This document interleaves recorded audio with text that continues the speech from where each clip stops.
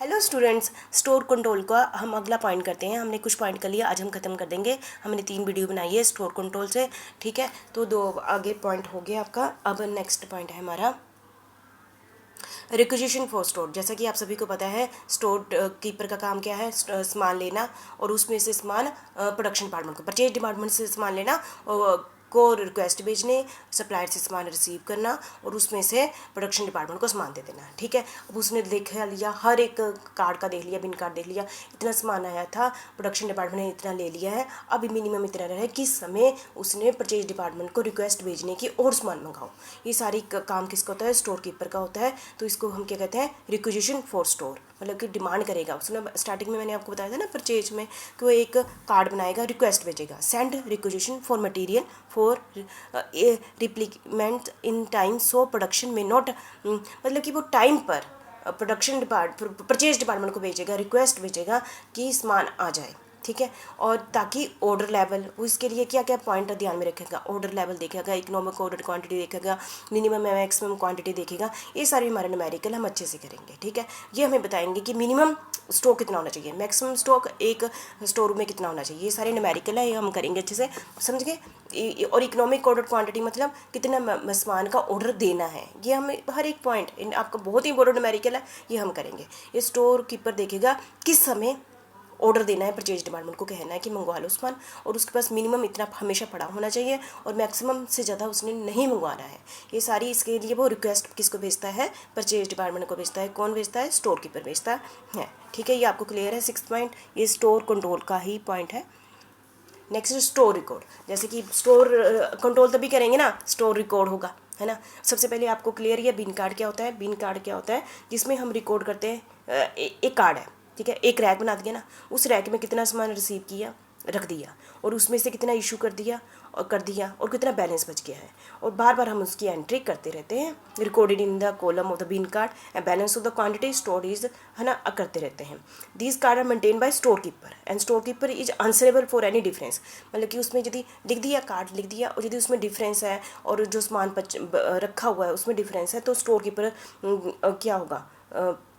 Responsible माना जाएगा, ठीक है। तो इसलिए वो उस पर भी कंट्रोल करता है। और ईच आइटम का वो मिनिमम क्वांटिटी देखेगा, मैक्सिमम क्वांटिटी देखेगा, ठीक है। ये सारा काम उसको होता है। बिन कार्ड आपको कुछ समझ गए? Bin card is also known as the bin tag और स्टोर कार्ड भी कहा जाता है, ठीक है। और ये उसी समय टैग कर दिया जाता है, हैंग कर दिया जाता है शेल्फ के साथ। हैंग किसके साथ? शेल्फ के साथ कर दिया जाता है। Bin card can also be in form of flows sheet which can be maintain in a ledger kept in the store, ठीक है। समझ गए? सिंपल सी बात है। बिन कार्ड क्या होता है? एक कार्ड सा बना लिया, एक रैक में इतना सामान आया है, इतना इशू कर दिया गया है, इतना बैलेंस हो गया है, ठीक है। और देखा कि जितना बैलेंस हमारे कार्ड में शो हुआ है उतना ही फिजिकल रूम में वहाँ पर शो है, बस उसे मैचिंग करते रहेगा। यदि उसमें नहीं है कि चोरी हो गई है, तो उसके लिए रिस्पॉन्सिबल कौन माना जाएगा? स्टोर कीपर माना जाएगा, ठीक है। बिन कार्ड आपको क्लियर है? डबल बिन कार्ड क्या होता है? डबल बिन, इसमें 2 टाइप के बता दिए हैं। डबल बिन कार्ड क्या होता है? जिसमें होता है ना, एक रैक बना दिया, उसमें 2 खाने बना दिए, है ना, एक ही टाइप के सामान के 2 खाने बना दिए, एक बना दिया छोटा, एक बड़ा बना दिया।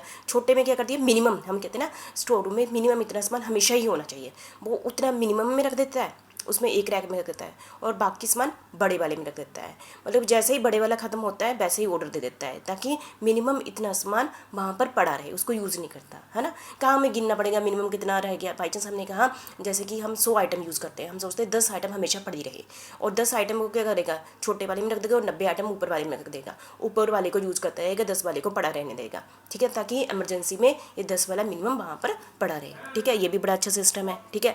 तो बिन कार्ड आपको क्लियर होगा। और स्टोर लेजर क्या होता है? ये देखो, आपको लेजर पता ही है आपको क्या होता है ना, जैसे जितना सामान आ गया। पर इसमें जो बिन कार्ड है उसमें तो यही दिखाया जाता है कि इतनी क्वांटिटी आई, इतनी क्वांटिटी यूज़ होगी और बैलेंस इतनी रहेगी। स्टोर लेजर की बात है कि इसमें मनी भी दिखाई जाती है। मनी मतलब इतनी क्वांटिटी आई, इसकी वैल्यू इतनी है, और इतना सामान प्रोडक्शन डिपार्टमेंट में ने ले लिया है और इतनी वैल्यू है, ठीक है। इसमें वैल्यू भी दिखाई जाती है, दोनों में ये है, both in quantity and value, ठीक है। और दूसरी द कॉलम, अच्छा, एक copy of the purchase order is send to store keeper so that he may record the number, ठीक है। इसका थोड़ा सा डिफरेंस से आप क्लियर हो जाएगा। जो बिन कार्ड है इज क्वांटिटी ओनली, और स्टोर लेजर क्या करता है? Both the quantity and value दोनों ही करता है। और maintain by store keeper, bin card कौन करता है? स्टोर कीपर रखता है, और जो ये स्टोर लेजर कौन बनाता है आपको, तो लेजर कौन बनाता है, कोस्टिंग डिपार्टमेंट बनाता है, जो कोस्ट डिपार्टमेंट बनाता है, ठीक है। Only procedures before the transaction replace. और जो ये बिन कार्ड कब बनाया जाता है, जब ट्रांजेक्शन हो जाती है तब कब बनाया जाता है, always after the transaction replace, ठीक है। Each transaction individually posted. Bin card में हर एक अलग अलग ट्रांजेक्शन का अलग अलग बिन कार्ड होता है, लेकिन इसमें नहीं होता। इसमें स्टोर लेजर में ट्रांजेक्शन में भी समराइज्ड, ठीक है। Usually cap inside the store और कैप आउटसाइड द स्टोर, ठीक है। तो ये आपने अच्छे से कर लेना। बिन कार्ड और स्टोर लेजर आपको क्लियर होगा कि इससे 2 पॉइंटों से आपके माइंड में एक पिक्चर बन गई होगी कि कैसे कैसे हम सामान रखते हैं।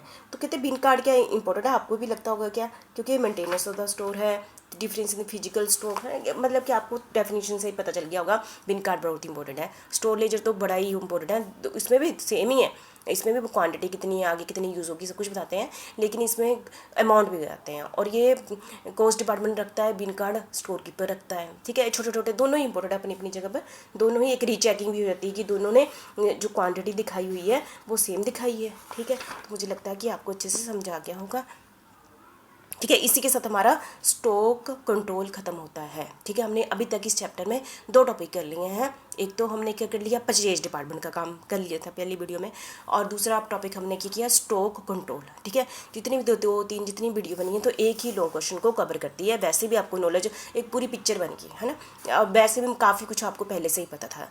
थैंक यू वेरी मच, आपने इसको अच्छे से तैयार कर लेना। आपको इतना तो पता चले बिन कार्ड क्या होता है, स्टोर है ना, ये पॉइंट तो पता चले ना।